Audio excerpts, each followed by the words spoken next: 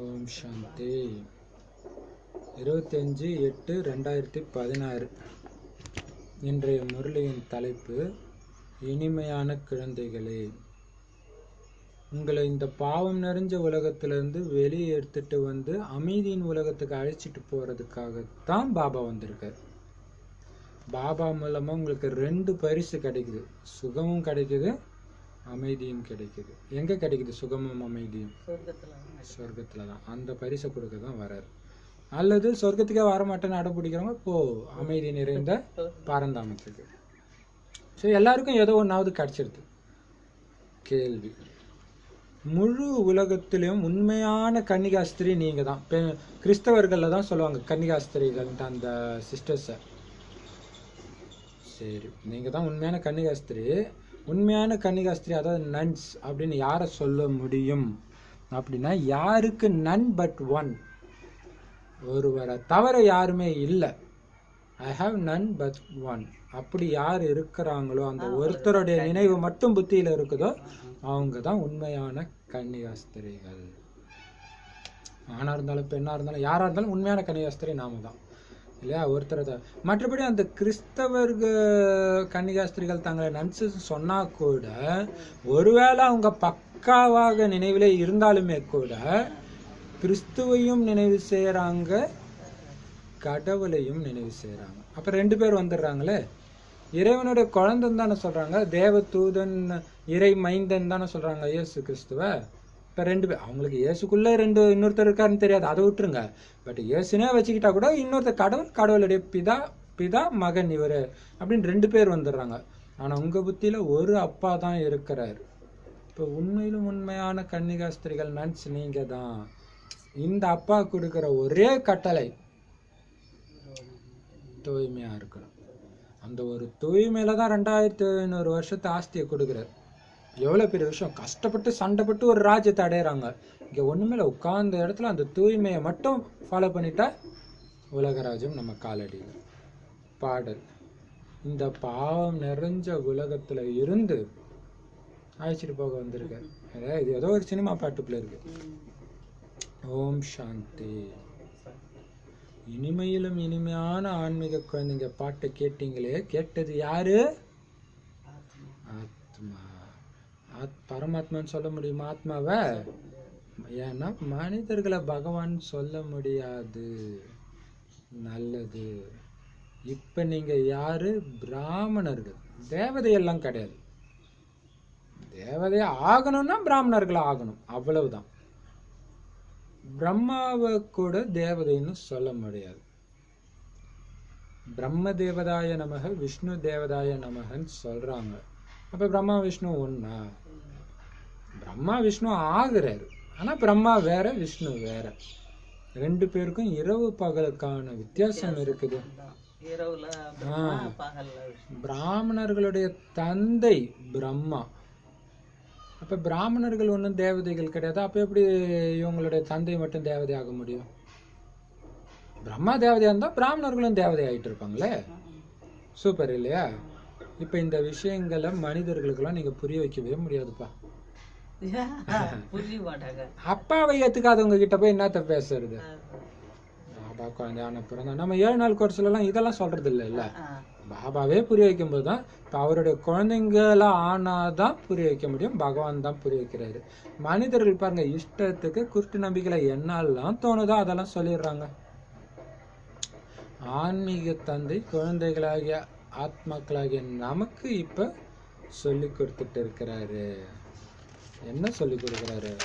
தன்னை ஆத்மான்னு புரிஞ்சுக்கோங்க. ஆத்ம பேச்சுக்கு என்னென்னலாம் பேசிக்கணும் பாபா நமக்குள்ள சொல்றாரு. உங்களை ஆத்மான்னு புரிஞ்சுக்கோங்க. நான் ஆத்மா பாபா. அப்புறம் நான் ஆத்மா இந்த சரீரத்தை எடுக்கிறேன். நான் ஆத்மா 84 பிறவி எடுக்கிறேன். எப்படி கர்மம் செய்யறேனோ அந்த மாதிரி சரீரம் எனக்கு கிடைக்குது.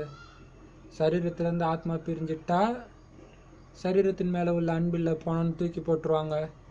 ஆத்மா மேலதான் அன்பு இருக்கும். அந்த சரீரத்தோட நினைவு செஞ்சா கூட நினைக்கிறது அந்த ஆத்மாவை தான். அப்பா எனக்கு என்னெல்லாம் பண்ணார் தெரியுமா? இப்ப எங்க அங்க அப்பா செத்துட்டாரு, அவரை போய் புதைச்சாச்சு. அப்ப அதை சொல்லல, அந்த பணத்தை சொல்லல இல்லையா? ஆத்மாக்குள்ள இருக்கிற வரைக்கும் தான் அந்த சரீரத்தின் மேலேயும் அன்பு. ஆத்மான்னு நம்பாட்டினாலும் கூட இந்த சரீரத்தின் மேலே ஆத்மா இருக்கிற வரையும் தான் அன்பு இல்லையா? பித்ருக்களை, அதாவது சரீரம் விட்டவர்களை அந்த ஆத்மாக்களை மனிதர்கள் அழைக்கிறாங்க. அவங்க சரீரம் அழிஞ்சிட்டா கூட அந்த ஆத்மா நல்லா இருக்கணும்னு ஆத்மாவை தான் நினைவு செய்கிறாங்க. நல்ல இடத்துல ஜென்மம் எடுத்துருக்கணும், அமைதியாக இருக்கணும் சொல்கிறாங்களே. அதனால பிராமணர்களுக்குள்ள வரவழைக்கிறாங்க. இவர் பேரை சொல்லி இந்த ஆத்மா வா, உனக்கு பிடிச்ச இந்த உணவை சாப்பிடுன்னு கூப்பிடுறாங்க. இது உண்மையிலே உடல் மேல மோகம்னு எப்படி சொல்ல முடியும்? ஏன்னா உட்கார்ந்துட்டு இருக்கிறது பிராமணன், அவருக்குள்ள வர வச்சிருக்குன்னா அப்ப யார் மேல மோகம்? ஆத்மா மேல மோகம். ஆனா இதுக்கு முன்னாடி சரீரத்தின் மேலதான் மோகம் இருந்துச்சு. அந்த சரீரம் நினைவுக்கு வந்துட்டு இருந்தது. ஆனா இதுதான் பெரிய விஷயம். வான்னு கூப்பிடுறாங்க. எங்க அப்பா இறந்துட்டாரு, அவர் இங்க வான்னு கூப்பிடுறாங்க. ஆனா வர்றது ஆத்மான்னு அவங்களுக்கு தெரியல. எங்க அப்பா வர உடம்பு போயிடுச்சு, அப்பா வர்றாரு. அப்பா, அந்த அப்பா யாரு புரிஞ்சுக்கல. ஆத்மாவை தான் கூப்பிடுறோம்னு புரிஞ்சுக்கல. எப்படி சூப்பரா இப்படி 7 நாள் கோர்ஸ் எடுக்கலாம். சூப்பர் இல்ல? பேய் வந்துச்சு பேய் வந்துச்சுன்றாங்க. உள்ள வந்தது என்ன? உடம்ப அழிச்சாச்சு, மீறி இன்னமும் ஒண்ணு தானே வந்திருக்கு. அது என்ன? ஆத்மாவை கூப்பிடுறோம்னு புரிஞ்சுக்கல. ஆத்மா தான் எல்லாமே செய்யுது. ஆத்மாவில தான் நல்ல சமஸ்காரம் கெட்ட சமஸ்காரம் இருக்குது.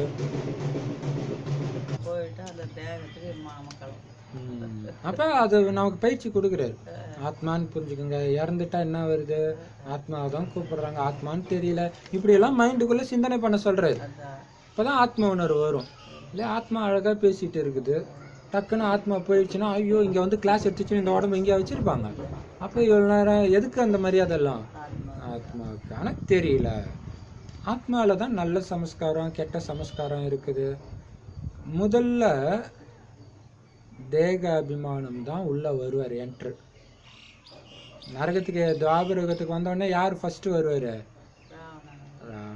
எதுவா வருவாரு? தேகம் நம்ப வைப்பார் ஃபர்ஸ்ட். முதல்ல ஒருத்தங்க அழகா தெரியுறாங்கன்னா, இவங்க இந்த பொண்ணு அழகா இருக்குது இல்ல அப்படின்னா எதை பார்த்துட்டோம்? தேகத்தை பார்த்துட்டோம். அது வரைக்கும் தெரியல. அது வரைக்கும் அந்த ஆத்மாவுடைய குணங்களை தான் ரசிச்சுட்டு இருந்தோம். டக்குன்னு பார்த்தீங்கன்னா யாருன்னு தெரியாத ஒரு பொண்ணு அழகா தெரிஞ்சதுன்னா உடம்பு பார்க்க ஆரம்பிச்சிட்டோம்னு அர்த்தம் இல்லையா? இப்போ பாபா சொல்றாரு, அதுக்கு பின்னாடி தான் மற்ற விகாரங்கள் ஒன்று ஒன்றா வருது. இதையெல்லாம் சேர்த்து தான் விகாரிகள்னு சொல்றாங்க. யாருக்குள்ள இந்த விகாரங்களே இல்லையோ அவங்க தான் விகாரமற்ற தேவதைகள். பாரதத்துல அவங்க இருந்த பொழுது தெய்வீக குணங்கள் அவங்களுக்குள்ள நிறைஞ்சு இருந்துச்சு. இந்த லட்சுமி நாராயணனுடைய தர்மமே தேவதா தர்மம் தான். சூப்பரா சொல்றாரு இல்லையா? யார் இந்த லட்சுமி நாராயணன் நினைச்சிருங்க? அந்த தர்மத்தை சார்ந்தவங்க, தெய்வீக குணங்கள் நிறைந்தவங்க, தேக உணர்வு இல்லாம இருந்தவங்க. எப்படி கிறிஸ்தவ தர்மத்துல உள்ள ஆண் பெண் எல்லாம் பணக்காரன் ஏழை எல்லாமே கிறிஸ்தவர்கள் சொல்றோமோ, அந்த மாதிரி சொர்க்கத்துல உள்ள ராஜா ராணி பிரஜைகள் வேலைக்காரங்க தாசதாசி எல்லாரையும் சேர்த்து என்ன சொல்றோம்? தேவதா தர்மத்தவர்கள். இதுதான் மிகவும் உயர்வான சுகத்தை கொடுக்கக்கூடிய தர்மம். குழந்தைங்க பாட்டை கேட்டீங்கல்ல? என்ன கேட்டீங்க? பாவ உலகத்துல இருந்து அப்படின்னு கேட்டீங்களே. பாபா எனக்கு சுகம் அமைதி கிடைக்கக்கூடிய இடத்துக்கு அழைச்சிட்டு போங்க. ஒவ்வொரு ஜென்மமா கேட்டு கேட்டு இங்கேயே பிறந்துடுறோம். ஏன்னா உண்மையிலே அழைச்சிட்டு போங்கன்ற அந்த ஒரு வைராக்கியம் எல்லாம் ஏதோ ஒரு ஆசை வந்து நான் பிறக்க வச்சுது. ஆசை இருந்தா தான் பிறக்கவும் முடியும் இல்லையா? அப்ப அது சுக. இதுல பெரிய காமெடி என்னன்னா, அவரு வர நேரம் கேட்டதே மறந்து போச்சு எல்லா ஆத்மாவுக்கும் இல்லையா? இதுதான் டிராமா. அதனால தான் ஞாபகப்படுத்துறாரு. அப்ப சுகம் அமைதி நிறைந்த இடத்துக்கு பேர் என்னது? சுகதாமம் சாந்தி தாமம். ஆனா இதுக்கு என்ன பேரு? துக்கதாமம். ஏன்? அசாந்தி அமைதியற்ற நிலை தான் இருக்குது. சத்தியுகத்துல அமைதியற்ற நிலையே இருக்காது. இப்ப இந்த அமைதியற்ற நிலையிலிருந்து அமைதி நிறைந்த அந்த சத்தியுகத்துக்கு அழைச்சிட்டு போக பாபாவை தவிர யாராலையும் முடியாதுன்னு ஆத்மாவுக்கு தெரியும். அதனாலதான் எல்லாம் கட்சியில எங்க போயிடுறாங்க? பாபா கிட்ட சரணாகதி அடைகிறாங்க. பாபா சொல்றாரு, முக்தின்ற பரிசையும் நான் தான் கொடுக்கிறேன், ஜீவன் முக்தி அதாவது சொர்க்கங்கிற பரிசையும் ஒவ்வொரு கல்பத்திலும் நான் தான் உங்களுக்கு எடுத்துட்டு வரேன். ஆனாலும் நீங்க மறந்துடுறீங்க. நாடகத்தின்படி நீங்களும் மறக்கத்தான் வேண்டி இருக்குது. எல்லாரும் மறக்கும்போது தான் நான் வரேன்றது. அதுக்கு முன்னாடி கூட முக்தியில போகணும்னு தியானம் பண்ணாங்க. இப்ப யார் அப்படி பண்ணிட்டு இருக்கிறாங்க? எல்லாம் மறந்துட்டாங்க. அப்பதான் பாபா வராராம். இப்ப நீங்க பிராமணர்களாக ஆகி இருக்கிறீங்க. பாருங்களா, பைபிள் குரான்ல கடவுள் ஏதோ ஒரு குத்து மதிப்பா, அதாவது கரெக்டா பறந்தாமன்னு சொல்லறதுனால மேல இருக்கிறாரு, அங்கதான் நம்ம போகணும் அதெல்லாம் சொன்னாங்க. ஸோ ஏதோ கொஞ்சம் ஞாபகம் இருக்குது. அது கேட்குற மனிதர்களும் நம்பிட்டு இருந்தாங்க. எப்போ சுத்தமான நம்பிக்கை இல்லையோ மறந்துட்டாங்க. உலகத்தில் நடக்கிறது இந்த போதை கவர்ச்சிகள் மயங்கி அனைத்தையும் மறக்கிற கலியுக உச்சத்துல தான் பாபா வர்றார். இப்ப நீங்க பிராமணர்களாக ஆகி இருக்கிறீங்க. ஞானத்தை டைரக்டா இறைவன் கிட்ட கேட்டதுனால உங்களுக்கு நிச்சய புத்தி வந்துச்சு. என்ன நிச்சய புத்தி? நாம தான் 84 பிறவி எடுத்திருக்கிறோம் அப்படிங்கிற நிச்சயம். யாரு இந்த ஞானத்தை ஃபுல்லா எடுக்கலையோ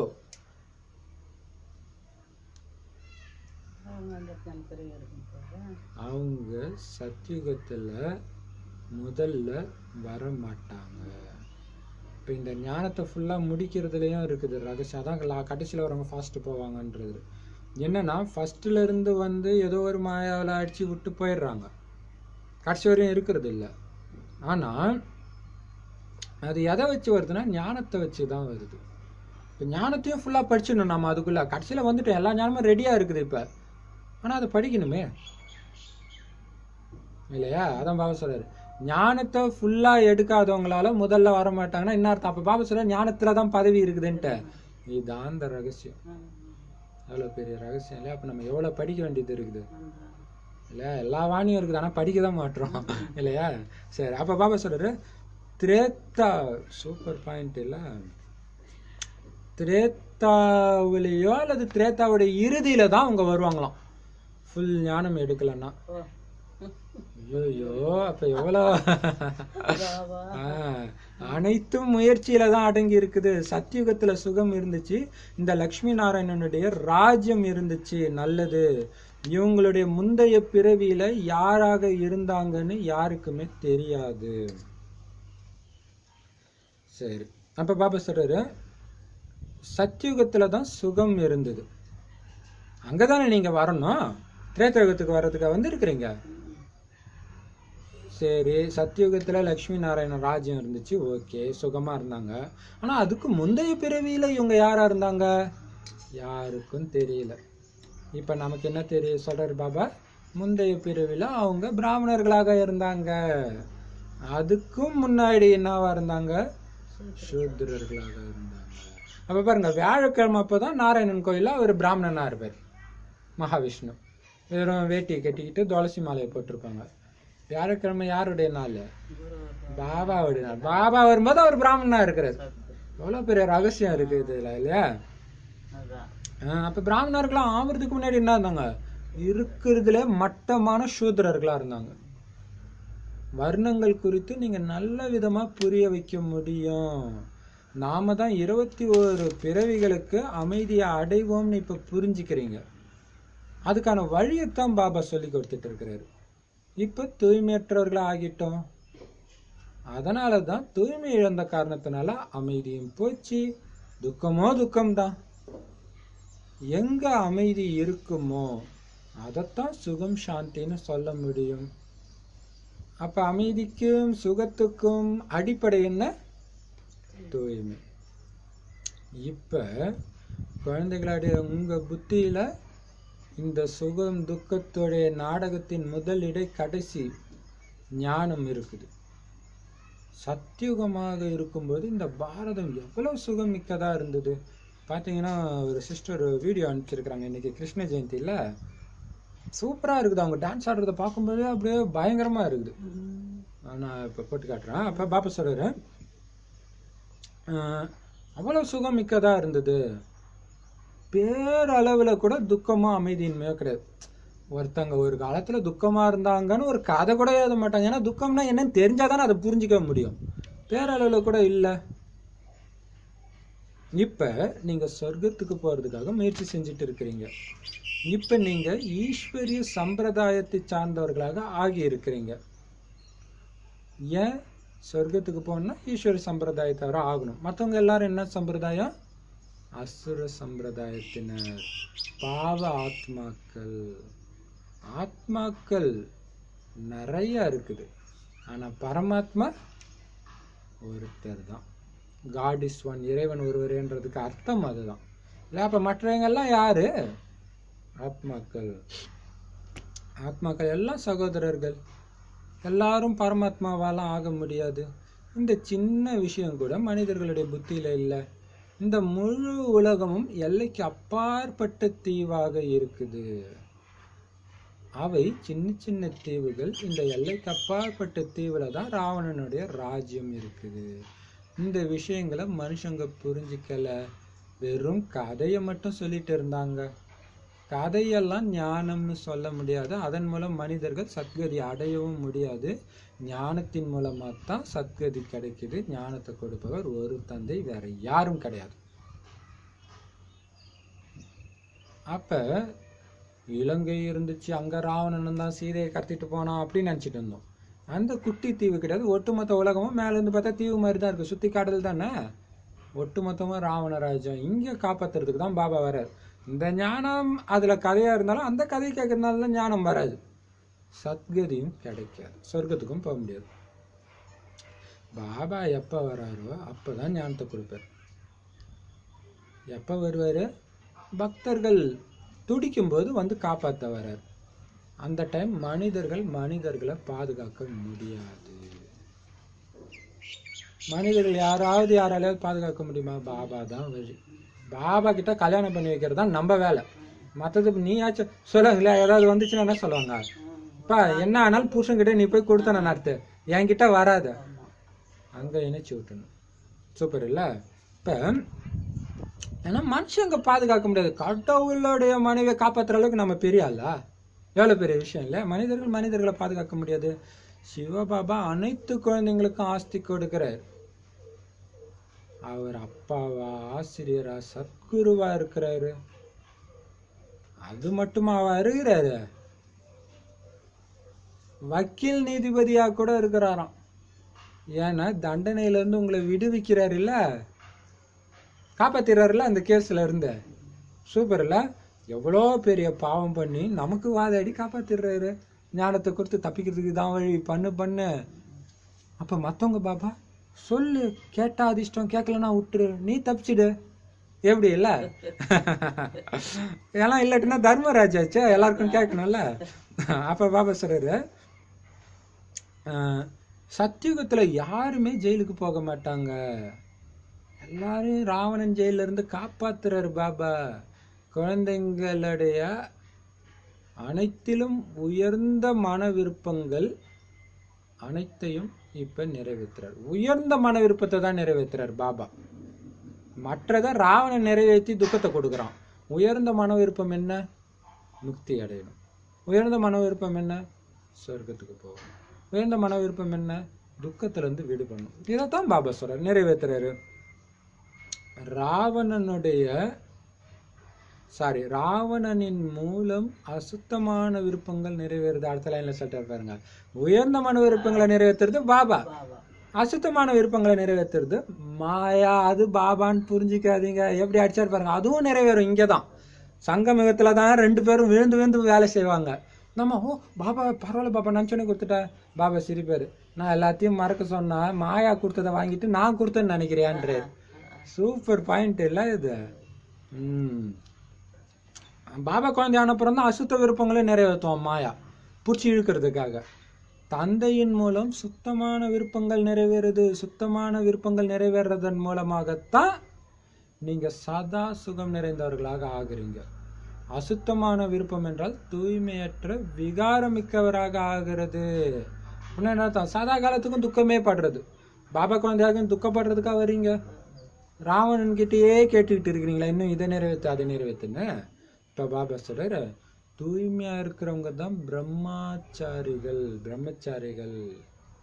நீங்களும் தூய்மையா இருக்கணும், தூய்மை அடைந்து தூய்மையான உலகத்தின் எஜமான் ஆகணும். ஒரு பிரதரு என் பேர்ல இருக்கிறார், சரவணகுமார்னு, மலேசியாவோ சிங்கப்பூரோ. அவர் சொல்றாரு, பாபா தினம் தினம் பிரதர் என்ன நினைவு செய்யுங்கன்னு சொல்றாரு. எனக்கு பரிதாபமா இருக்குது பிரதர் பாபா பார்த்தா. நான் அவரை கேட்டேன், எப்படி பாபா உன்னை நினைவு செய்யுது, ஏன் பாபா இப்படி பரிதாபமா இருக்குது பாபா உன்னை பார்த்தா, தினம் கெஞ்சுற என்ன நினைவு செய்யணும் என்ன தூய்மை ஆக்குறதுக்கு. எப்படி பாருங்க, எப்படி எல்லாம் யோசிக்கிறாரு பாருங்க.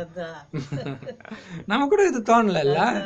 அதே மாதிரி ஒரு சிஸ்டர் வந்து மதுபன்ல பாபா வந்து தூய்மைய எனக்கு, அதாவது விகாரத்தை எனக்கு பிச்சை கொடுங்க, காம விகாரத்தை பிச்சை கொடுங்கன்னு கேட்கும்போது அழுதாங்க அந்த சிஸ்டர். உலகத்தின் அதிபதி நீ பண்ணலாமா இப்படின்ட்டு. அந்த ஒரு வாணியில நிறைய பேர் மாறி இருக்கிறாங்க, சார்ந்த சிஸ்டர் ஆகிருக்கிறாங்க. இப்ப பாபா சொல்றாரு, இப்ப நினைங்கன்றதும் அதுக்கு தானே, தூய்மைக்காக தானே. கெஞ்சிராரு பிரதர், எனக்கு ரொம்ப பரிதம். அவருடைய குரலை நான் போட்டு காட்டுறேன் பாருங்களா, செமையா இருக்கும். சரி, அப்ப பாபா சொல்றாரு, பிரம்மச்சாரிகள் தூய்மையா இருக்கிறவங்க நீங்களும் தூய்மையா தான் இருக்கணும். தூய்மை அடைஞ்சுதான் தூய்மையான உலகத்தின் எஜமானாக ஆகணும். தூய்மையற்றவர்களிருந்து தூய்மையானவர்களாக ஒரு தந்தை தான் மாத்துறாரு. சாது சன்னியாசிகள் கூட விகாரத்தின் மூலமா தான் பிறக்கிறாங்க. தேவதைகள் அப்படி சொல்ல மாட்டாங்க. அசுரர்களுக்கு தேவதைகள் பிறப்பாங்களா? கிடையாது இல்லையா? அங்க விகாரங்கள் இருக்கிறதே கிடையாது. பாத்தீங்களா? அசுரர்களுக்கு தேவதைகள் பிறக்க மாட்டாங்கன்றதுனால தான் நடுவில் அட்வான்ஸ் பார்ட்டின்னு ஒன்று எடுத்துட்டு வர்றாரு. அசுரர்களுக்கு பிறக்கக்கூடாது, விகாரத்தின் மூலமா பிறக்கக்கூடாதுன்ட்டு. மற்றபடி சன்னியாசிகள் விகாரத்தின் மூலமா தான் பிறக்கிறாங்க. ஏன் தேவதைகள் விகாரத்தின் மூலம் பிறக்கிறது இல்லை? ஏன்னா அங்க விகாரங்களே இருக்கிறது கிடையாது.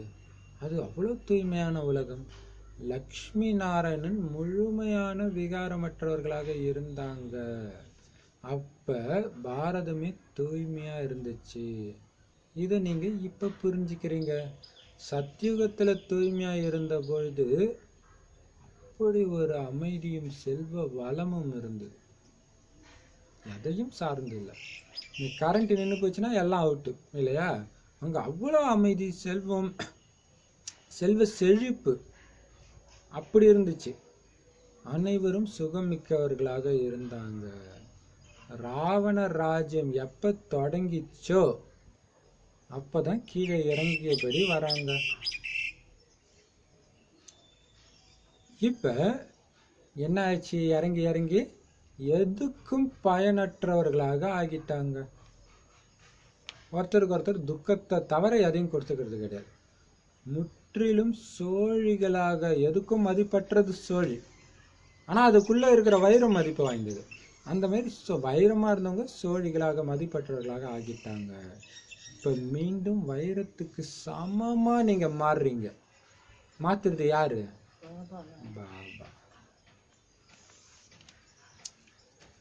தன்னுடைய தர்மத்தை பத்தியே யாருக்கும் இப்ப தெரியல.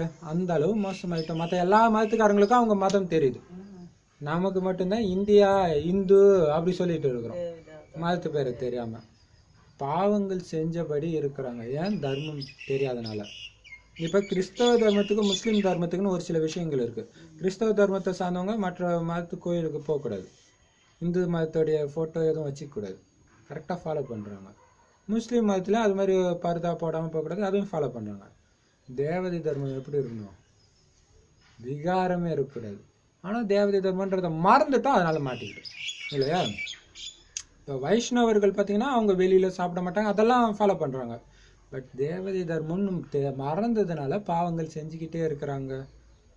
ஆனா சொர்க்கத்துல பாவத்துடைய பேரு கூட இருக்காது. நீங்க தேவதா தர்மத்தின் பெயர் பெற்றவர்கள். தேவதைகளின் அளவற்ற சித்திரங்கள் இருக்குது. திரும்புற பக்கம் ஃபுல்லா கோயில் இல்லாத ஊர் இருக்குதா இந்தியாவில்? எங்கேயாவது? அது என்ன சின்ன ஊரா கூட இருக்கட்டுமே இல்லையா? அவ்வளவு சித்திரங்கள் இருக்குது. மற்ற தர்மங்களை பார்த்தீங்கன்னா சூப்பர் பாயிண்ட். ஒரே படம் தான் இருக்கும். இயேசு இப்படி தொங்கிட்டு இருப்பாரு, இல்லை கம்முன்னு இப்படி இருப்பாரு. ஒரு 2-3 படம் அந்த இயேசு வச்சிருக்கோம். ஆனா நமக்கு எத்தனை விதமான படம் இல்லையா? கிறிஸ்தவர்களிடம் ஒரே ஒரு கிறிஸ்துவோடைய படம் மட்டும்தான் இருக்கும், அந்த ஒருத்தர் படம் தான். ஆனால் இங்கே எத்தனை பேர் புரியவே இல்லை யாருக்கும், இவங்க யாரு, ஏன் இந்தியாவில் மட்டும் இத்தனை பேர் தெரியல. புத்த மதத்துக்கு போனீங்கன்னா ஒரு புத்தருடைய படம் இருக்கும். கிறிஸ்தவர்கள் கிறிஸ்துவத்தான் நினைவு செய்கிறாங்க, அவங்கள நன்ஸ் கன்னிகாஸ்திரின்னு சொல்கிறாங்க. அதாவது ஒரு கிறிஸ்துவ தவிர யாரும் இல்லை அவங்களுக்கு அப்படின்ட்டு. நன் பட் கிரைஸ்ட் அப்படின்னு சொல்கிறாங்களாம். ஓ, அதனால தான் நன்ஸ்ன்னு அவங்களுக்கும் அப்படி ஒன்று இருக்குது போல இருக்குது. நாம் கேட்டு பார்க்கலாம். சூப்பர் இல்லை? அப்போ அவங்க பிரம்மச்சாரிகளாக இருக்கிறாங்க, அது இயேசுக்காக அர்ப்பணம். அந்த மாதிரி நீங்களும் கூட நன்ஸாக இருக்கிறீங்க. ஆனால் என்ன வித்தியாசம், அவங்க குடும்பத்தை விட்டு அவங்க கல்யாணம் பண்ணிக்காமல் போனால் தான் நன்ஸாக சேர்த்துக்குவாங்க, இல்லைன்னா சேர்த்துக்க மாட்டாங்க. விட்டுட்டு போய் நன்ஸாக இருக்கிறாங்க. ஆனால் நீங்கள் இல்லற விஷயத்தில் இருந்தபடி நன்ஸாக இருக்கிறீங்க. ஒரு தந்தையை மட்டும் நினைவு செய்கிறீங்க, ஒருத்தரை தவிர யாரும் இல்லை, ஒரு சிவபாபாவை தவிர எங்களுக்கு வேற யாரும் இல்லை. இருந்தாலும் இல்லையா, உங்களுடைய புத்தியில் ஒரு சிவபாபாவை தவிர யாரும் இல்லை. அவங்க நன் பட் கிரைஸ்ட்னு சொன்னால் கூட அவங்க புத்தியில் 2 பேர் வந்துடுறாங்க. ஏன்? கிறிஸ்து கடவுளுடைய குழந்தைன்றாங்க. அப்போ கடவுள் வேற கிறிஸ்து வேறன்னு ரெண்டு பேரை நினைக்கிறாங்க. ஆனால் இறைவனை பற்றிய ஞானம் இல்லாததுனால இயேசுவே நினச்சின்னு இருக்கிறாங்க. கடவுளை எப்படி நினைக்கிற, பரலோகத்தில் இருக்கும் பரமபிதாவின்னு சொல்லுவாங்க. ஆனால் இவர் எப்படி இருப்பார் தெரியாதே, நினைக்கிறது இல்லை. என்னை கண்டவன் இறைவனை கண்டான்ட்டு இயேசு சொன்னதுனால சரி இவரே கடவுள் பிள்ளை இருக்குன்னு நினச்சின்னு இருக்கிறாங்க. ஆனால் குழந்தைகளாகிய உங்களுக்குத்தான் இந்த ஞானம் இருக்குது. எந்த ஞானம்? இறைவனை பற்றிய ஞானம். முழு உலகத்திலும் இறைவனை பற்றி தெரிஞ்சவங்க, இறைவனை பற்றிய ஞானம் உள்ளவங்க யாருமே கிடையாது. பரமாத்மா எங்கே இருக்கிறாரு, எப்போ வராரு, அவருடைய நடிப்பு என்ன, எதுவும் தெரியாது.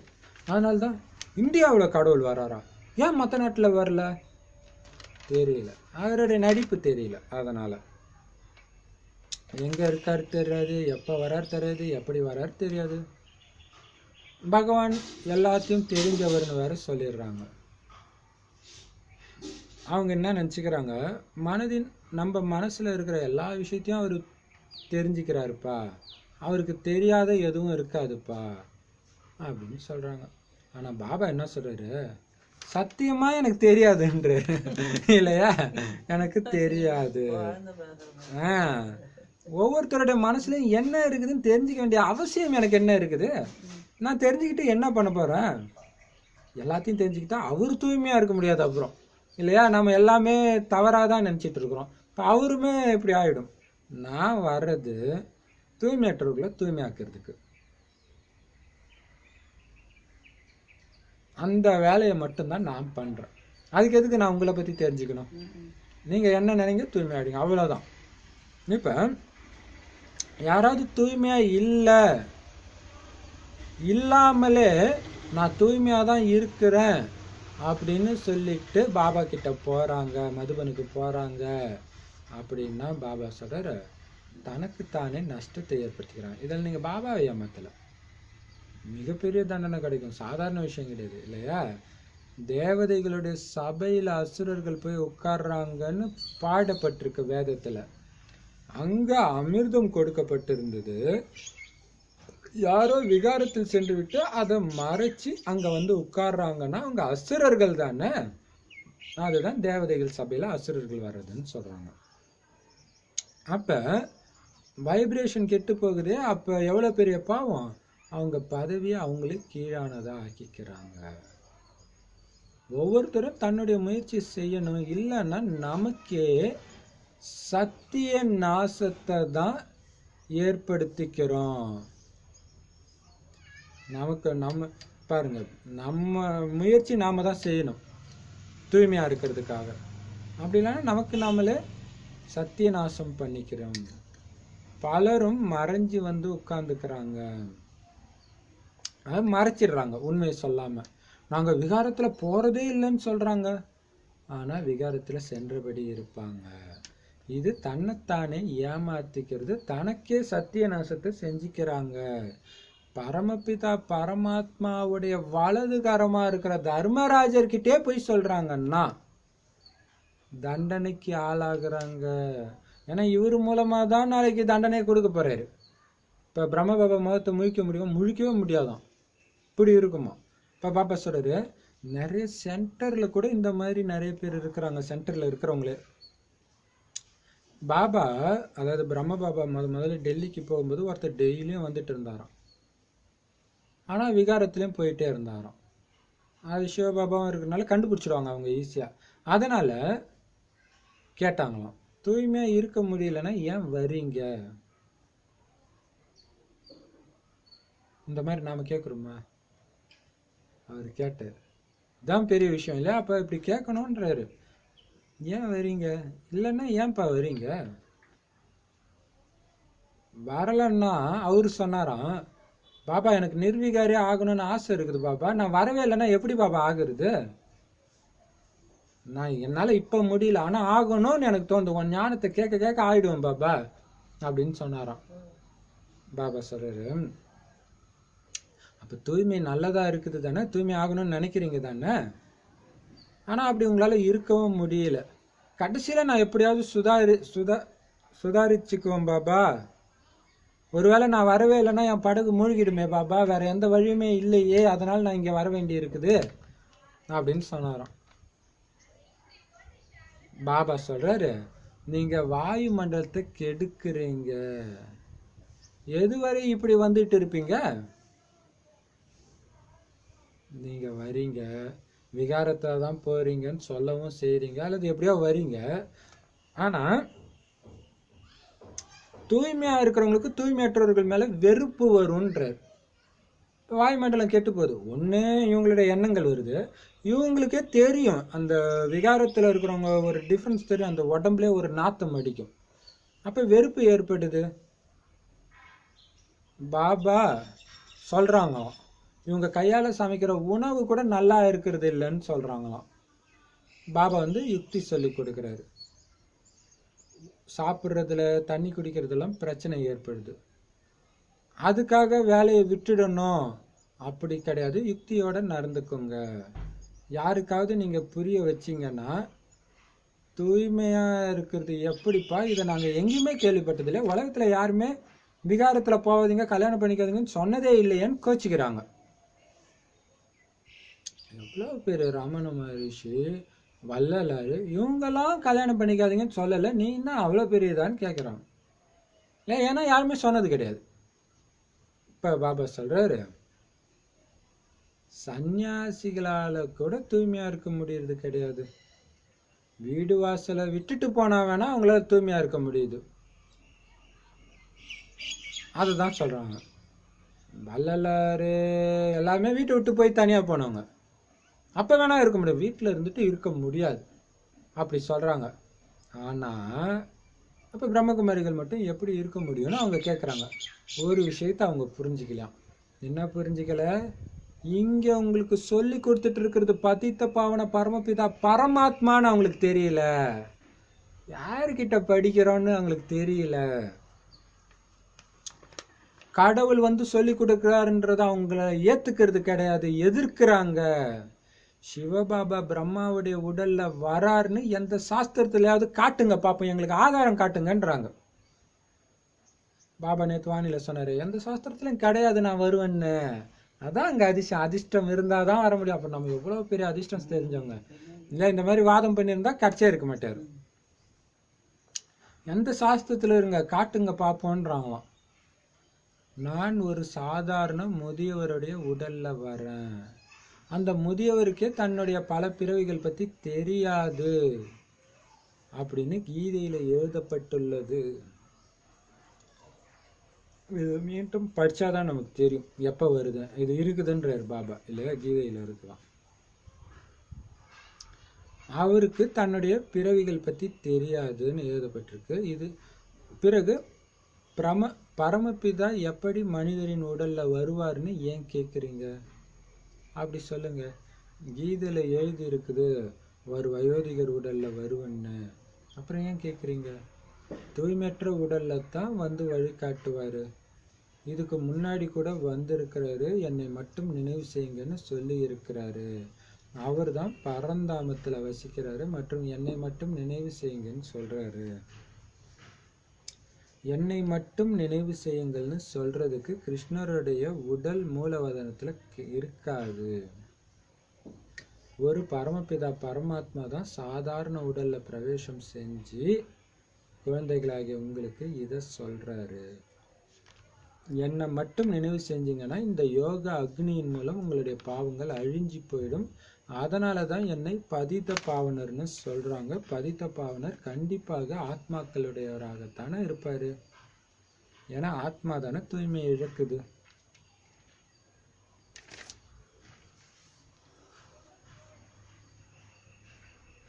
பாருங்க, இப்போ பாபா ஒரு தடவை வரல, பல தடவை வந்திருக்கிறார். அவர் எங்க இருக்கிறார்? பரந்தாமத்தில். பாருங்க, பரந்தாமன்ற பேரை கிருஷ்ணருக்கு கொடுத்துட்டாங்க இல்ல. கிருஷ்ணன் பரந்தாமத்தில் இருக்கார். உடம்பு, கிருஷ்ணரோட உடம்பு அங்க இருக்குது. அதான் கேட்கிறாரு. அப்ப பரந்தாமத்துல வசிக்கக்கூடிய சிவபாபா தான் என்னை நினைவு செய்யுங்கன்னு சொல்றாரு. மற்றபடி பரந்தாமத்துல இருந்து வந்தது கிருஷ்ணர் கிடையாது. ஏன்னா அவருடைய உடல் என்ன அங்கேயா இருக்குது? கிருஷ்ணருடைய உடல் இங்கே தானே இருக்குது. இங்கே தானே கோயில் கட்டுறீங்க. அப்ப எப்படிப்பா அவர் சொல்லியிருக்க முடியும்? மன்மனாபவன் இருக்குது, கிருஷ்ணர் சொன்ன மாதிரி இருக்குது, அவர் எப்படி சொல்லியிருக்க முடியும்? எப்படி கேட்கிறாரு? ஒரு பரமபிதா தான் ஒருத்தருடைய உடல்ல பிரவேசிச்சு குழந்தைகளாக உங்களுக்கு சொல்றாரு. இன்னொரு பெரிய ரகசியம் பாருங்க, நான் தான் கிருஷ்ணர் அப்படின்னு நிறைய பேர் சொல்லிக்கிறாங்க. இப்ப கிருஷ்ணருக்குன்னு தனி உடல் இருக்கு. அவர் எதுக்கு இன்னொருத்தர் உடம்புல வரணும்? உடல் இல்லாதவர் கடவுள், அவர் தான் இன்னொருத்தர் உடம்புல வரணும் இல்லையா? சரி. அப்ப சாதாரண உடல்ல பிரவேசம் செஞ்சு சிவபாபா தான் சொல்றாரு என்னை மட்டும் நினைவு செய்யுங்கன்னு. என்னை மட்டும் நினைவு செஞ்சீங்கன்னா இந்த யோகம்ங்கிற நெருப்பு மூலமாக தான் உங்களுடைய ஆத்மாவில் உள்ள பாவங்கள் எரிஞ்சிடும். அதனால தான் என்ன பதித்த பாவனர்னு சொல்றாங்க. அப்ப ஆத்மாக்களுடைய அழுக்கை எரிக்கிறாரு அப்படின்னா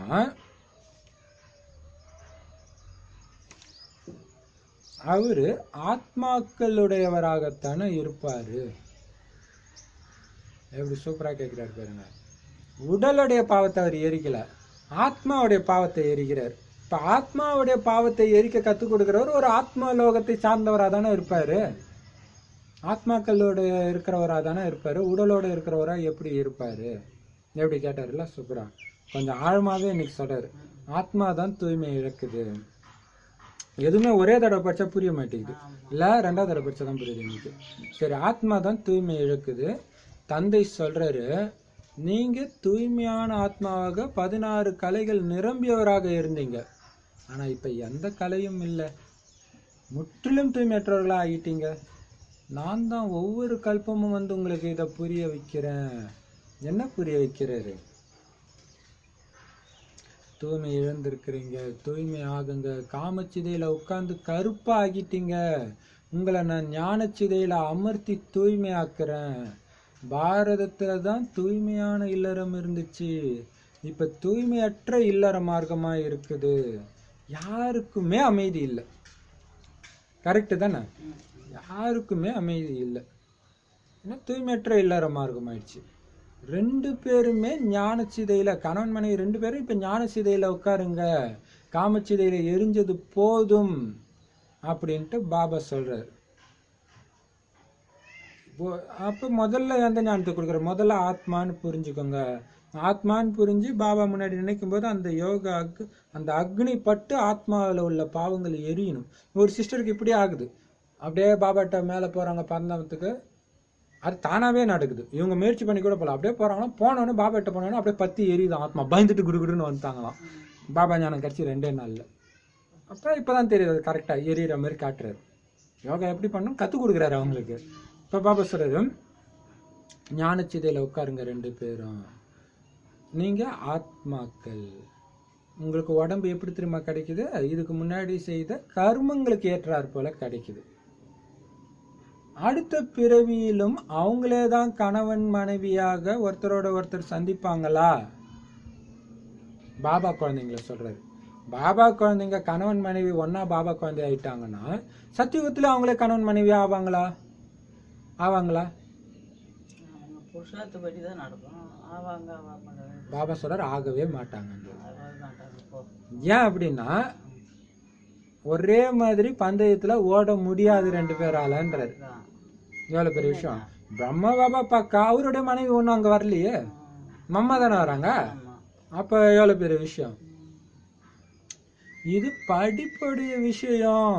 எல்லாம் ஒரே மாதிரி ஞானத்தை எடுக்க முடியாது, யோகா பண்ண முடியாது, இவ்வளவு விஷயம் இருக்குது. அஞ்ஞான காலத்துல வேணா இது மாதிரி நடக்கலாம். நல்ல அன்பு ரொம்ப இருந்துச்சுன்னா அவங்க மன விருப்பம் அடுத்த பிறவில மீண்டும் கணவன் மனைவியா ஆகலாம். ஆனா அது தூய்மை இல்லாத விகார மார்க்கம். கணவருடன் சேர்ந்து மனைவியும் விகாரத்தி, அதாவது காமச்சிதையில உட்கார்றாரு. அதனால அடுத்த பிறவியிலும் போய் அவரை சந்திக்கிறாரு. ஆனா கண்டிப்பா சந்திப்பாங்க. அடுத்த பிறவில கணவன் மனைவி சந்திப்பாங்க. அதாவது இங்க அஞ்ஞானத்துல சொல்றாங்க. கல்யாணம் பண்ணுவாங்களா இல்லையா அது வேற விஷயம். ஆனா அடுத்த பிறவில அவங்களுக்கு எதுவும் தெரியாது, சந்திப்பாங்க.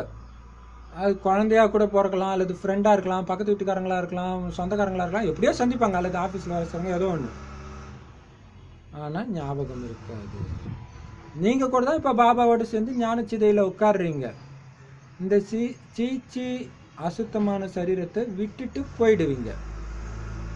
இப்பதான் உங்களுக்கு தெரியும் இது இந்த எல்லா ஞானமும். ஆனா அடுத்த பிறவியில சொர்க்கத்துக்கு போன பிறகு நாம முந்தைய பிறவில இப்படி துணையா இருந்தோம்னு தெரியாது. உங்களுக்கும் பிறகு அங்க இந்த விஷயங்கள்லாம் நினைவுல இருக்காது. ஸோ அனைத்து ஞானத்தையும் தெரிந்த ஞானக்கடலா இப்ப மட்டும்தான்ப்பா இருக்கிறோம் நாம. எவ்வளவு பெரிய விஷயம் இல்ல. எல்லா நாடகம் முடிச்சுட்டு நீங்க இப்படிதான் நடிச்சீங்க அப்படின்னு சொல்றாரு. இப்ப உங்களுடைய புத்தியில லட்சியம் குறிக்கோள் இருக்குது. மம்மா பாபா 2 பேரும் லட்சுமி நாராயணா ஆக போறாங்கன்னு தெரியும். விஷ்ணு தேவதை, பிரஜாபிதா பிரம்மாவை தேவதைன்னு சொல்ல முடியாது. ஆனா பிரம்மா தேவதையா ஆகிறார். இப்ப தேவதை கிடையாது.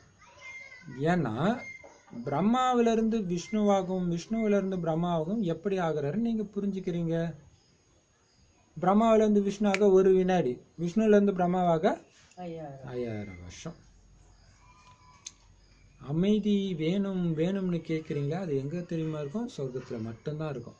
அமைதி வேணா இப்ப இந்த முயற்சி பண்ணுங்க. யாராவது இறந்துட்டாங்கன்னா சொர்க்கத்துக்கு போயிட்டாங்க அப்படின்னு சொல்றாங்க. அப்படின்னா என்ன அர்த்தம்? அமைதிக்கு போயிட்டாங்கன்னு அர்த்தம். அசாந்தியில தூய்மையற்றவர்களாக இருக்கிறாங்க.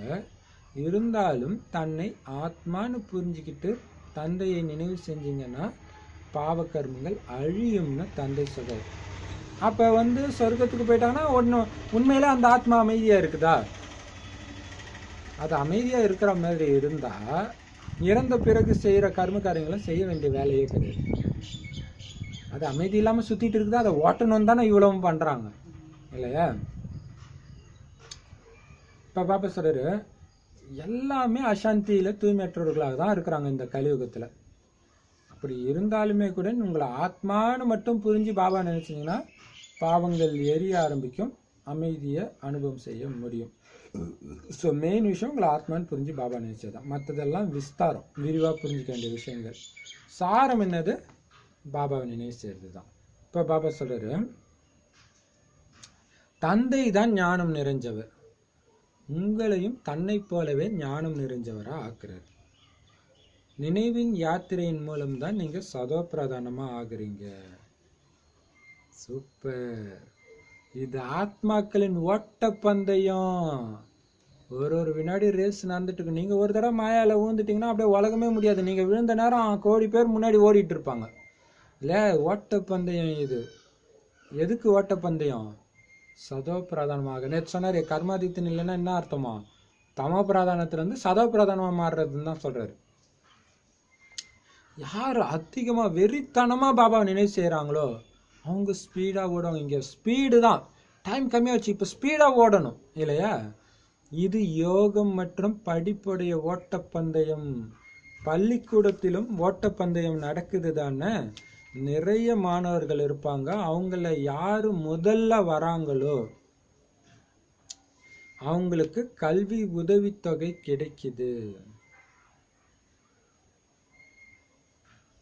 ஒரே படிப்பு லட்சக்கணக்கானவர்களுக்கான கோடிக்கணக்கானவர்களுக்கானதாக இருந்தால் அதை நடத்துகிற ஸ்கூலும் நிறைய இருக்கும் தானே.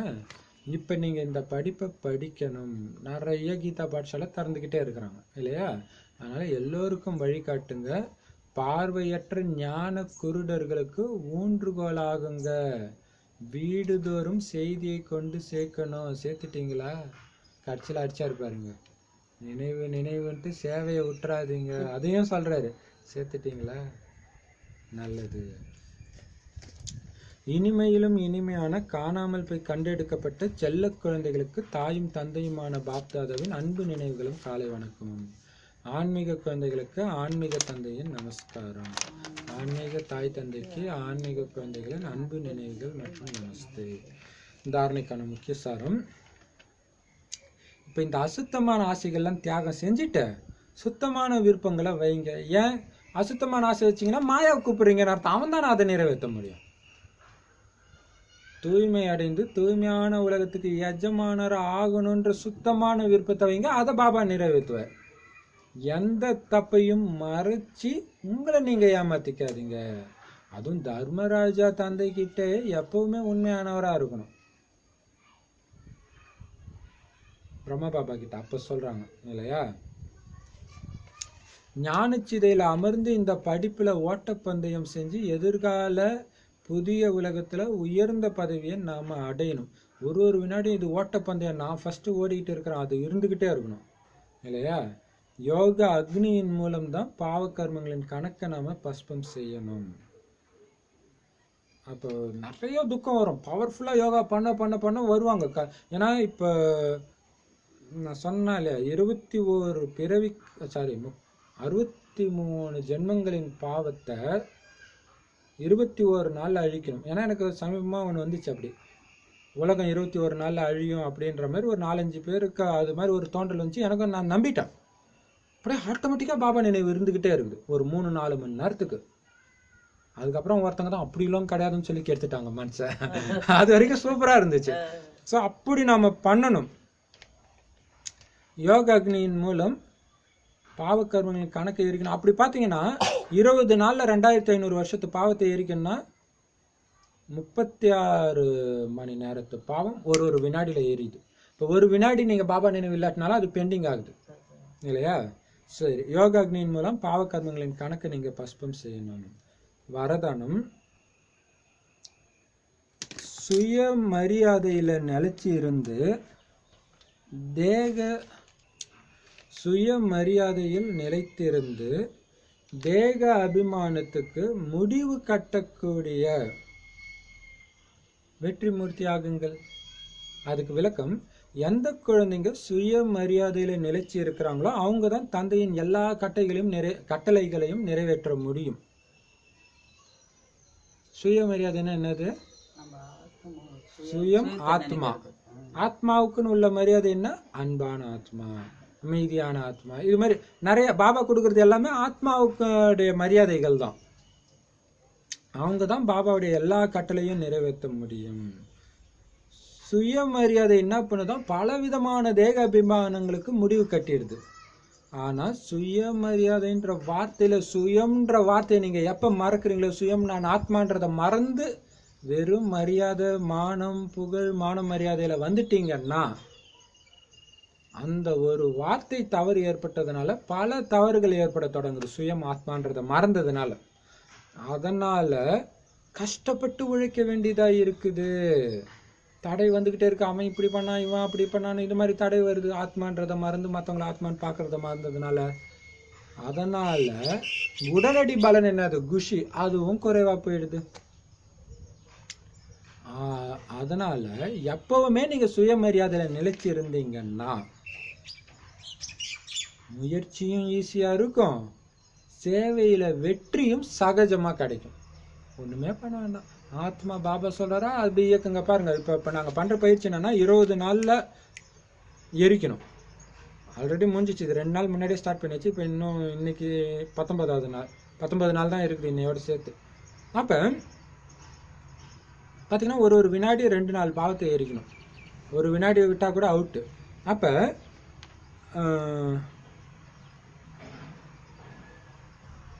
ஆத்மான்ற அந்த உணர்வு இருக்கும்போது ஆட்டோமேட்டிக்காக இப்போ எப்படி பயிற்சி பண்ணால் ஆத்மா நான் பாபா இங்கே பக்கத்தில் இருக்க அது பிரியதர்ஷன் வருவார், துரத்தி பாபா லவ் பண்ணுறாரு. அப்போ முன்னாடி காதலன் வந்து நிற்கிற மாதிரி இப்படியே பார்க்கணும் அவரை. இங்கேருந்து இப்படி லைட் அடிக்கிற மாதிரி ஆத்மாவுக்கு கொடுக்குறாரு. அந்த சக்தி நினைவு பண்ணிகிட்டே இருக்கணும். என்ன பயம், 20 நாளில் இன்னும் உலகம் அழிய போகுது. உலகம் அழியல, அது நமக்கு முக்கியம் கிடையாது. 20 நாளில் பாவம் அழியிறது நல்ல விஷயம் தானே. அப்போ அதை நம்புறதுல என்ன இருக்குது இல்லையா? அந்த நம்பும்போது தான் அந்த பய உணர்வு வரும். பய உணர்வு வரும்போது தான் அதை தீவிரமாக பண்ணுவோம். சூப்பராக இப்படி தான் பாபா எனக்கு தெரியாது 63 ஜென்மத்து பாவத்தை எரிச்சே ஆகணும், ஒரு வினாடி விடாமல் நான் உன்னை பார்த்துக்கிட்டே இருக்கிறேன், அதை தடுக்க வர எல்லாமே எனக்கு மாயா தான். அப்போ பாபா சக்தி கொடுக்குறேன், அந்த சக்தியின் மூலமாக சேவை செய்வீங்க. அப்போ வெற்றி அடைய, அது வெற்றி அடைஞ்சா உங்களுக்கு என்ன, வெற்றி அடையாட்டினா என்ன பண்ணுறது பாபா, நீங்கள் பாட்டு பண்ணிட்டு போங்க. அவர் கொடுக்குறாரா, இதை செய்யணும், செஞ்சுட்டு போயிட்டே இருக்கணும். அப்போ முயற்சியும் ஈஸியாக இருக்கும், வெற்றியும் சகஜமாக கிடைக்கும். ஸ்லோகன் தபஸ்யா, அதாவது தீவிர முயற்சி மற்றும் நினைவு செய்யணும். அப்படின்னா நேரத்தை மிச்சப்படுத்துங்க, சேமிங்க, சாக்கு போக்கு சொல்லாதீங்க. தீவிர முயற்சி செய்யறதுக்கு நான் வேலையெல்லாம் பிஸியாக இருக்கிறேன், நினைக்கவே முடியல, அதெல்லாம் பண்ணாதீங்க. நேரத்தை மிச்சப்படுத்துங்க. பலன்னு பேசுறதை நிறுத்துங்க, டிவி பார்க்கறத நிறுத்துங்க. எவ்வளோ விஷயம் இருக்குது. சாக்கு போக்கு சொல்லாமல் தீவிர முயற்சி பண்ணுங்க, நேரத்தை மிச்சப்படுத்தி. அவ்வளோதான் ஸ்லோகன். தாதி பிரகாஷ் மணி தாதியோடைய நினைவு நாள் இன்னைக்கு தெரியும்ல, கிருஷ்ண ஜெயந்தியும் கூட, குருவாரும் கூட இல்லையா? இப்போ பாபா சொல்கிற அதாவது பிரகாஷ் மணி தாதி சொல்கிறாங்க, அவங்களுடைய விலை மதிக்க முடியாத பிரேரணைகள், ஊக்க உரைகள், விசேஷமாக இந்த நினைவு நாளை முன்னிட்டு என்ன சொல்கிறாங்கன்னா, ஈஸ்வரிய நியமங்கள் மற்றும் மரியாதைகள் தான் நம்ம வாழ்க்கையுடைய உண்மையான அலங்காரம். அதுக்குள்ளே இருக்கிற வரைக்கும் தான் உலகமே நம்மளை அப்படியே அண்ணான்னு பார்த்துட்டு இருக்கோம். கொஞ்சம் அந்த கோட்டை தாண்டி வந்தாச்சு இவ்வளோ தானன்ட்டு அவங்களே தூக்கி அடைச்சிட்டு போயிடுவாங்க. ஸோ நம்ம அலங்காரமே ஈஸ்வரிய நியமங்கள் தான். இதை நம்மளுடைய வாழ்க்கையில் தாரணை செஞ்சு எப்பவுமே முன்னேற்றத்தை அடைஞ்சபடி இருக்கணும். இதை தாரணை பண்ணாதான் முன்னேறுவோம், இல்லாட்டினா இறங்கும் கலை தான். நாம் பகவானுடைய கண்ணின் மணிகள்ன்ற போதை எப்பவுமே நினைவில் வச்சுக்கோங்க. நான் யார், பாபா கண்ணுக்குள்ளே வச்சு என்னை பார்த்துட்டு இருக்கிறார். பாபாவுடைய கண்ணுக்குள்ளே நீங்கள் மறைஞ்சிட்டிங்கன்னா மாயையுடைய புயல் வெள்ளம் எதுவுமே உங்கள் நிலையை அசைக்க முடியாது. அப்படின்னா என்ன அர்த்தம், ஒரு பாபாவை தவிர எதுவுமே இல்லை. அப்படியே பாபா இப்படி சக்தி கொடுக்குறாரு, அதை தவிர உங்களுக்கு எதுவுமே தெரியல. அப்போ மாயாவே உங்கள் கண்ணுக்கு தெரியலன்னா மாயா கண்ணிலேருந்து நீங்கள் மறைஞ்சிட்டிங்கன்னு தானே அர்த்தம் இல்லையா? அப்போ உங்கள் நிலையை அசைக்க முடியாது. நம்ம அனைவரின் மனம் கவர்ந்த, அதாவது அன்பிற்குரிய மற்றும் வழிகாட்டி ஒரு பாபா தான். அன்பிற்குரியவரும் வழிகாட்டியும் அவர் தான். அவருடனேயே மனதின் கொடுக்கல் வாங்கலை செய்யணும். மனசில் வர்ற எண்ணங்களை அவர்கிட்ட மட்டும்தான் பரிமாறிக்கணும், வேற யார்கிட்டையும் சொல்லக்கூடாது. ஒருவதும் தேகதாரியை நண்பராக்கிக்கிட்டு அவர்கிட்ட வீண் சிந்தனை மற்றும் மற்றவங்களை பற்றிய சிந்தனை செய்யக்கூடாது. நம்ம பாபா பிராமண பரிவாரம் பாலும் சர்க்கரையும் போல இருக்க சொல்றாரு. அது எந்த அர்த்தத்தை சொல்ற, பாபாவுடைய ஞானத்தை பரிமாறிக்கிறதுல தான். பாபா இன்னைக்கு இது சொன்னார், குஷி குஷியாக நினைவு செய்றீங்களா, இந்த மாதிரி ஊக்கப்படுத்துறது தான். மற்றவங்களை பற்றி பேசிக்கிறது, வீண் விஷயம் சொல்கிறதுக்கு கிடையாது, துக்கத்தை பற்றி சொல்கிறதுக்கு கிடையாது. அதை சொல்கிறதுக்கு தான் பாபா இருக்காரு. எப்படி சூப்பர் இல்லை? சம பாயிண்ட்டு. அது பிரகாஷ் மறுபடியும் ஞாபகம் வருது பாருங்க, கரெக்டாக ஞாபகப்படுத்துறாரு. இது ஒரு தாதி பட்டியில் வந்து சொன்னாங்க, பிரகாஷ் மணி தாதி பால்நிலையில் இருந்தாங்களாம். அவங்க என்ன தெரியுமா சொல்லுவாங்களாம், ஒருத்தருடைய குறை வந்து சாக்கடை தண்ணி மாதிரியாம். அடுத்தவங்களுடைய சாக்கடை தண்ணி குடிப்பியான்னு கேட்பாங்க. மற்றவங்களை பற்றி பேசினா எப்படி டைரக்டாக பயங்கரமான வார்த்தையாக இருக்குது, ஆனால் அந்த ஒரு இதை எடுத்துகிட்டு வருது இல்லையா? அதுதான் இங்கே சொல்கிறாங்க, அதை தான் டீசெண்டாக போட்டிருப்பாங்கன்னு நினைக்கிறேன்.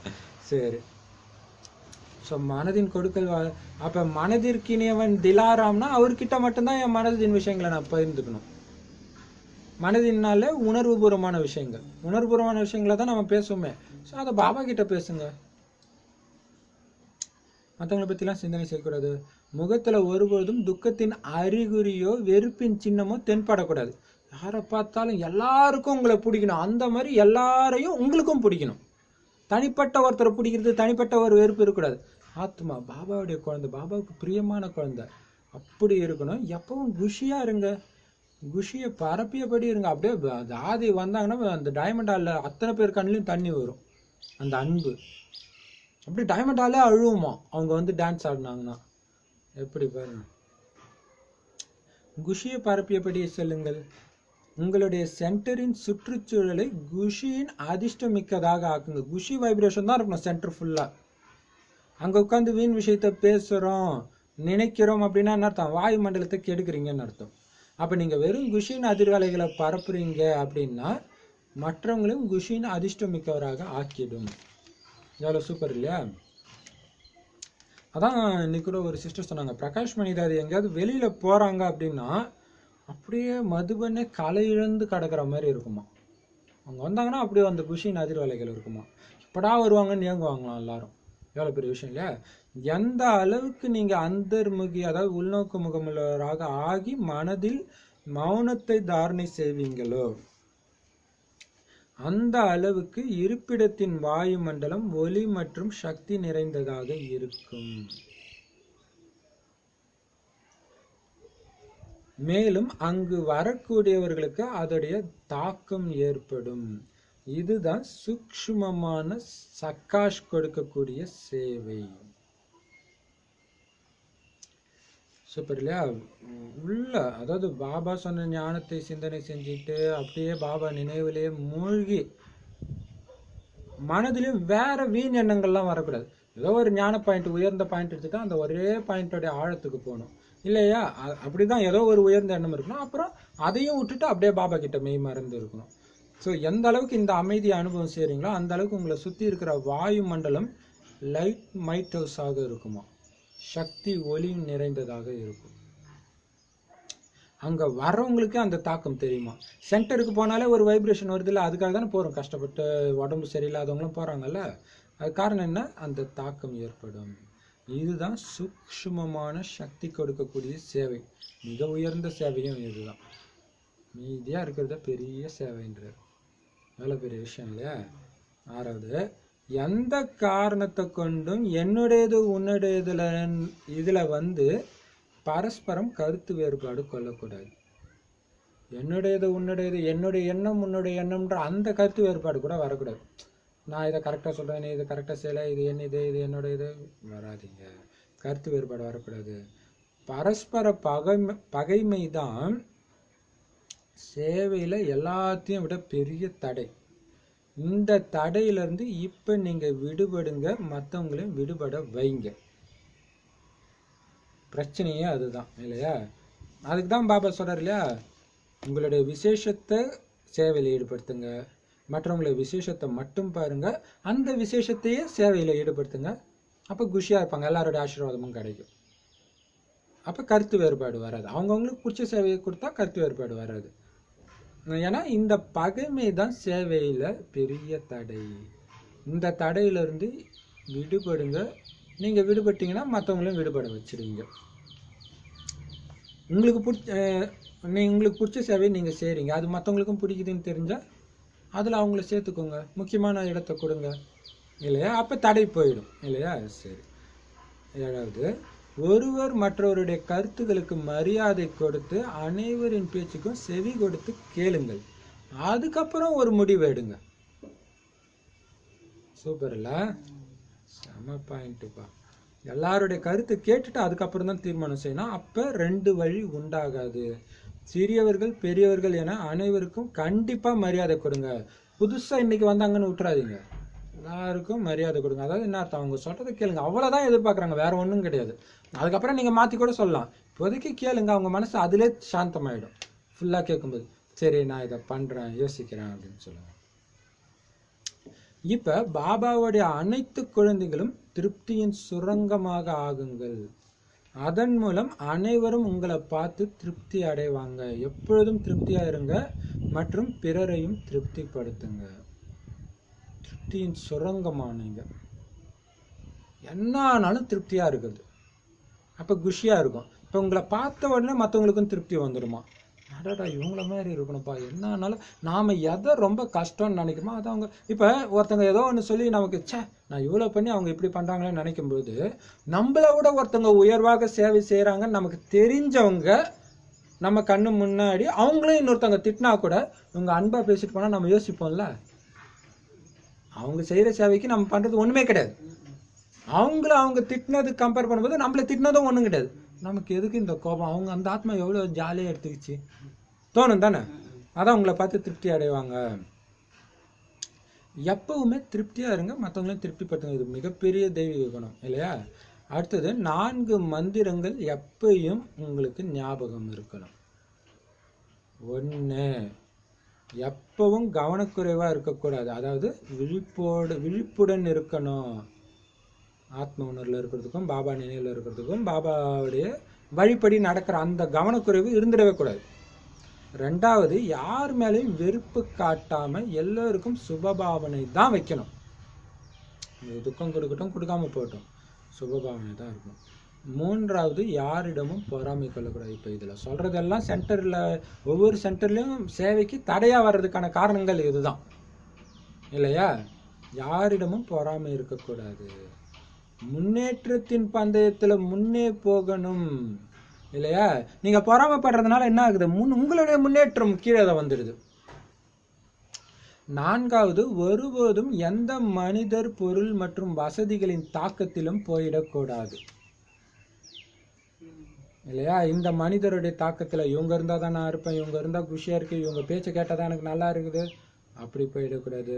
பொருள், இந்த பொருள் இருந்தாதான் இந்த சேவை, இந்த மைக்கு கொடுத்தாதான் சேவை, அந்த மாதிரி வசதி தாக்கத்திலையும் போயிடக்கூடாது. எப்பொழுதும் ஒரு பாபாவுடைய தாக்கத்துல தான் இருக்கணும். அப்படின்னா நான் நினைவுல மூழ்கியவரா இருக்கணும்.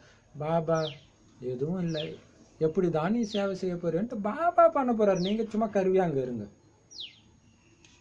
கட்டி சரி, சூப்பர் பாயிண்ட் இல்லை இந்த 4 பாயிண்ட்டும். கடைசி பாயிண்ட் 10வது, நாம எல்லோரும் ராயலான தந்தையின் ராயல் குழந்தைங்க.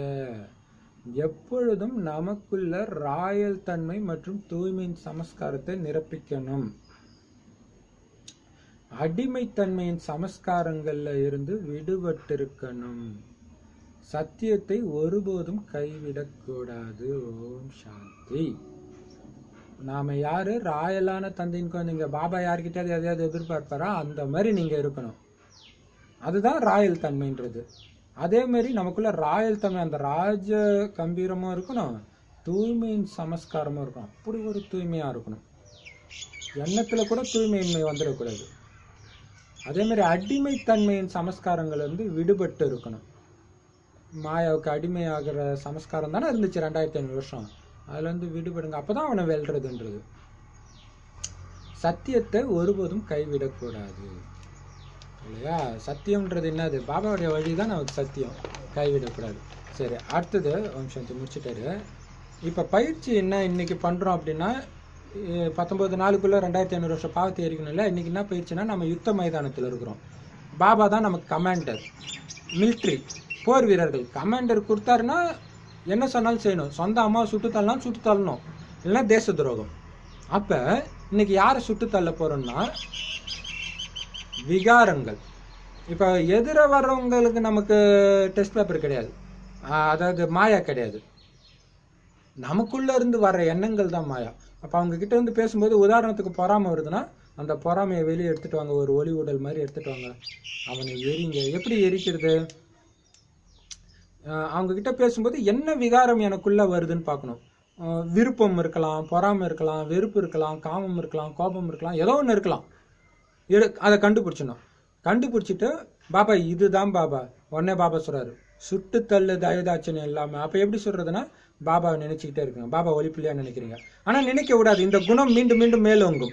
அப்ப அதையும் மீறி ஃபோர்ஸா பாபா நினைச்சிட்டீங்கன்னா இவர் எரிஞ்சிட்டாருன்னு அர்த்தம். அப்ப அந்த அந்த விகாரம் சுத்தமாக போனது உங்களால் அனுபவம் பண்ண முடியாது. அது போயிடுச்சுன்னா மீதி என்ன இருக்கும், அதீந்திரிய சுகம், ஆனந்தம் தான் இருக்கும். ஸோ இந்த பயிற்சி தான் இன்னைக்கு ஃபுல்லாக. 63 ஜென்மத்தை பாவத்தை இருக்கணும்னு பாபா பார்த்துக்கிட்டே இருக்குங்க.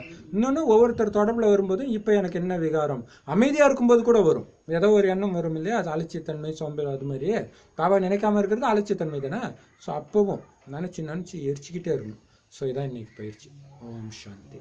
பாபா என்னென்ன சொன்னாரு, பாபா ஃபர்ஸ்ட் எடுத்ததும் என்ன சொன்னாரு, இந்த சுகமான உலகத்துக்கு அழைச்சிட்டு போ பாபா சொன்னாரு. பாபா சுகமான உலகத்துக்கு அழைச்சிட்டு போறதுக்கு தானே கூப்பிட்டீங்க, நான் வந்துட்டேன். இப்ப எந்த வேத சாஸ்திரத்துல எழுதி இருக்குன்னு கேட்டீங்கன்னா நான் என்ன பண்ணுவேன், அப்புறம் வந்து இந்த நர்ஸ் பற்றி அவங்க 2 பேரை நினைக்கிறாங்க. ஒருத்தர் நினைக்கிறவங்க கன்னியாக்கள், நீங்கள் தான் அந்த கன்னியாக்கள். ஒரிஜினல் கன்னிகாஸ்திரி நீங்க தான், அவங்க கிடையாது. சூப்பர் பாயிண்ட் அது. அடுத்தது என்ன சொன்னாரு? ஆத்மாவை தான் ஆத்மா இல்லாம உடம்புக்கு மரியாதை கிடையாது. ஸோ ஆத்மாவுக்கு தான் இறந்துட்டாங்கன்னா கூட ஆனா ஆத்மாவை கூப்பிடுறோன்னு தெரியல. ஆத்மா தானே வருது, அது தெரியல அவங்களுக்கு. இந்த உணவை சாப்பிடுன்னு சொல்றாங்க, அது ஆத்மா தானேன்னு தெரியாது. அமைதியற்ற நிலைக்கு மூல காரணமா இருந்தது தூய்மையின்மை. ஸோ தூய்மை ஆயிடுங்கன்றாரு. அப்புறம் என்ன பாபா சொல்றாரு? முக்கியமான பாயிண்ட்,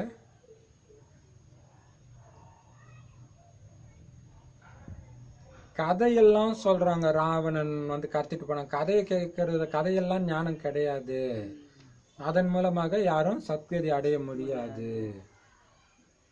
ஸோ சத்கதி கொடுக்கிற ஞானத்தை கொடுக்கறதுக்கு ஒரு பாபா தான் அப்படின்னு சொன்னாரு. அப்புறம் மன விருப்பங்கள் 2 விதமான விருப்பங்கள், அசுத்தமான விருப்பங்கள் மாயாவை ராவணன் செய்யறான். சுத்தமான விருப்பங்கள் வந்து நம்ம பாபா செய்யறாரு, பாபா தான் செய்யறாருன்னு இது அசுத்தமானதை நினைச்சுக்கிட்டா அவ்வளவுதான். அப்படி நினைக்கிறதுக்கான வாய்ப்பு தான் அதிகம் இல்லையா?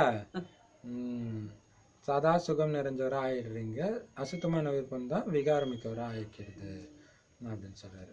அப்புறம் என்ன சொல்றாரு? பிரம்மச்சாரிகள் தவறான வேலையை செஞ்சுட்டு அது போல வந்து உக்காந்துடுறாங்க. வைப்ரேஷன் என்ன பண்ணுது, நாங்க இங்க வரலன்னா படகு மூழ்கிடுமே, நான் எப்பாவது திருந்துருவேன் அப்படின்னு அவங்க சொல்றாங்க. அப்புறம் எப்படிதான் பதில் சொல்லி அனுப்பிச்சாருன்னு தெரியல பாபாவுக்கு. ஏன்னா அதனால நிறைய வைப்ரேஷன் கெட்டு போகுதுன்றாரு. சூப்பர்ல. அப்புறம் என்னப்பா கடவுள் வராருன்றீங்க, தூய்மையா இருங்கன்றீங்க, இப்படி எல்லாம் நாங்க எங்கேயுமே கேள்விப்பட்டதே இல்லையே. இப்ப பாபா சொல்றாரு, கீதையில எழுதி இருக்குல்ல, சாதாரண முதியவரின் உடல்ல வரன்னு, அதை கண்டுபிடிக்கணும் எங்கன்னு இல்லையா? அதை சொல்லுங்க. அப்புறம் ஏன் கேக்குறீங்கன்னு கேளுங்க. நீங்க ஒன்னும் கண்டுபிடிக்கல, இப்படி சொன்னாலே அவங்க மட்டும் என்ன அப்படியே படிச்சுட்டு இருக்கிறாங்க, ஓ அப்படி இருக்குது இப்படி இருக்குன்னு. சரி சூப்பர். அடுத்தது பாபா என்ன சொல்றாரு? காமச்சிதையில உட்காந்து கணவன் மனைவி கருப்பாயிட்டீங்க, இப்ப ஞானச்சிதையில உட்காருங்க. இவங்களே அடுத்த பிரிவுல கணவன் மனைவி ஆவாங்களான்னா ஒன்னா ஓட முடியாது. கரெக்டு தான் இல்ல? ஒரு சிலர் கிருஷ்ணர் என்கிட்ட என்னோட இருக்காருன்னா அவருக்கு தான் உடம்பு இருக்குது, கிருஷ்ணர் ஆத்மா எப்படி வரும்? அது அதுல இருந்து சொன்னீங்க. கரெக்ட். அது ஒண்ணு ஞானத்தை சொல்ல கிருஷ்ண ஆத்மா வராது. பாருங்களா, பிரம்ம பாபாவுக்கு உடம்பு சரியில்லாதப்ப மம்மா தான் வளர்த்தாங்களாம் பிரம்மாவுடைய லௌகிக பொண்ணு சாந்தா தேவியோ ஏதோ. அவங்கள அனுப்புறாங்க பாத்துக்கிறதுக்கு. பார்க்க அனுப்பும்போது என்ன சொல்றாங்க, இந்த பாரு பிரம்மா பாபா ஏந்திரிச்சதுல இருந்து தூங்குற வரைக்கும் என்ன பண்றாருன்னு என்கிட்ட பாத்துட்டு வந்து சொல்லணும். முயற்சி எப்படி பண்றான்னு பார்த்து அப்படியே பண்றதுக்கு. அதனாலதான் கணவன் மனைவி ஆயிருக்கிறாங்க. பாத்துக்கோங்க, இப்ப இருக்கிற எந்த கணவன் மனைவி அந்த மாதிரி பண்றாங்க? பண்ணல. அதுதான் இங்க ரகசியம். இப்ப பாருங்க, அப்படியே அவரு அந்த அளவு கவனிச்சு பண்ணிருக்காங்க. அவங்க அம்மா பண்ணிருக்காங்க. வெறித்தனமா அத போல அவங்க அப்பா பண்றத பாத்துட்டு வந்து சொல்லிருக்காங்க. ஆமா, யார் பண்ணாலும் அப்படி பாத்துட்டு வர சொல்லுவாங்களாம். இப்ப எவ்வளவு பெரிய விஷயம். அதனாலதான் ஒன்னா பண்ண முடியாதுன்றாரு. இப்ப கணவன் மனைவி எந்த கணவன் மனைவி ஒரே மாதிரி பயிற்சி பண்றாங்க? அதனாலதான் பாபா சொல்றாரு. சரி, அடுத்தது பாபா என்ன சொல்றாரு? நினைவு யாத்திரையின் மூலமாக எந்த அளவுக்கு நினைவு செய்றீங்களோ அந்த அளவுக்கு வேகமா போவீங்க. ஓட்டப்பந்தயம், சம வார்த்தை. ஆன்மீக ஓட்டப்பந்தயம், ஆத்மாக்களின் ஓட்டப்பந்தயம் இது இல்லையா? மறந்துடக்கூடாது. ஓடிட்டு இருக்கிறான் பாபா, நினைவு எரிச்சுக்கிட்டு இருக்கிறான், போயிட்டே இருக்கணும். வரதானம் என்ன கொடுத்தாரு?